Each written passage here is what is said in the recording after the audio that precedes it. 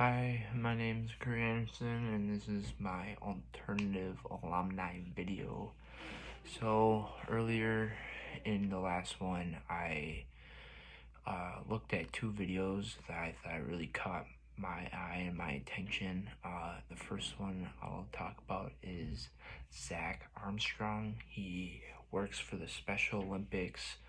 He is a program manager, and they had to cancel all spring competition because of the safety for their athletes, and they are at higher risk of getting the virus. And one interesting point that I caught was that what he had to do and how he became a program manager. Obviously, coming out of college and everything, it's pretty tough, to get opportunities like that. And he obviously took full advantage of his opportunity with being a program manager for the Special Olympics.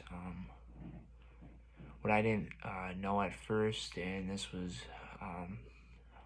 about everything, was when COVID-19 first started, I didn't realize and didn't know that people, that have had cancer or have disabilities, they are at higher risk of getting COVID-19. And I thought that was pretty interesting how they had to cancel competition because I didn't really know. How is Zach impacted in the short and long term? Short term, obviously, he had to cancel the spring competition, which is very unfortunate for him and for the athletes. And for the long term, he's losing marketing opportunities throughout when it got canceled until now. He's losing revenue with the competitions, with family, paying for tickets, concessions and etc.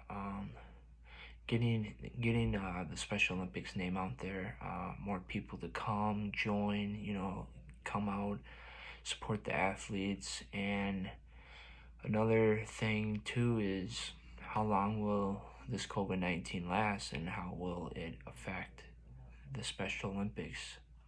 No one knows, and I hope for the best for Zach and the Special Olympics. My second person is Derek Rickey. He works for the Association Hockey at Mankato. It's lower than high school, so basically he's one of the board members of the Association Hockey. And some interesting points I thought was that will they be able to reschedule the state tournaments and banquets because of the cancellation that Mr. Rickey had to do? How they were, another point is how they were all for keeping the tourney. They were keeping the tournament, and then a couple days later they said they're going to still have it, but only have family members come, to having no fans at all and still having the tournament go, and to finally when the governor Wall said that they were forced to cancel the entire tournament and everything. What I thought was interesting was how, what I just said, how they kept on going back and forth about having the tournament. Are they not? Are they going to have people allowed to watch or not? And, a big thing is Derek Rickey is obviously very in a tough spot because in association hockey you have so many levels like squirts, peewees, bantams, and that's just for boys and girls. So you have so many tournaments that he canceled, and so now you got to think about, are they gonna reschedule them? Are they gonna keep them in the long run?